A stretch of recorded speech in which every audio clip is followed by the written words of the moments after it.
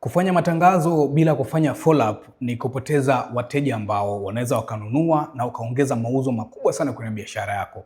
Matangazo ya Facebook pamoja na Instagram sometime yanafikia watu ambao wako interested lakini hawako tayari kwa ajili ya kununua muda huo. Inawezekana hana hela ama ni mtu ambaye anataka kukuamini ili aweze kufanya biashara na wewe. Kwa hiyo the moment unafanya biashara, the moment unafanya matangazo, usipokuwa na utaratibu wa kuendelea kufanya follow up kwa watu ambao walionyesha interested kwako, unakuwa unapoteza wateja wengi sana ambao wanaweza wakanunua biashara yako bila changamoto yoyote. Ni lazima unavyorani matangazo kwenye Facebook pamoja na Instagram uwe na plan B ya kuweza kuwafuatilia wale watu ambao walionyesha interest. Kuna watu wanaweza kulalamika kwamba watu wanauliza tu lakini hawanunui, watu wanauliza tu lakini hawanunui, lakini hao watu ambao ukiwatengenezea vizuri system za follow up, ukiwakumbusha mara mbili mara tatu, ni rahisi kuweza kununua na biashara yako ikawa inaendelea kama kawaida. Kwa hiyo hakikisha watu ambao wanapatikana kwenye matangazo yako hauwaachi tu juu juu hivi. Lazima uwafanyie follow up ili uhakikishe kwamba hakuna mteja hata mmoja ambaye anapotea katika mazingira ambayo si ya kueleweka.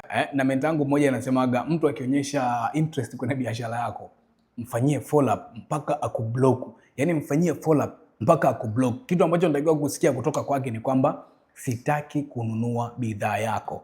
That's only. Lakini kama anazidi kukwambia kesho nini, wewe shona tu. Wewe shona mpaka atakaponunua. That's only way ambayo inaweza kukupa matokeo ambayo yako vizuri. Kwa hiyo follow up ni muhimu sana. Unapoteza wateja wengi sana kama ufanye follow up kwa wale wateja ambao wanapatikana kutoka kwenye matangazo yako ya Facebook pamoja na Instagram.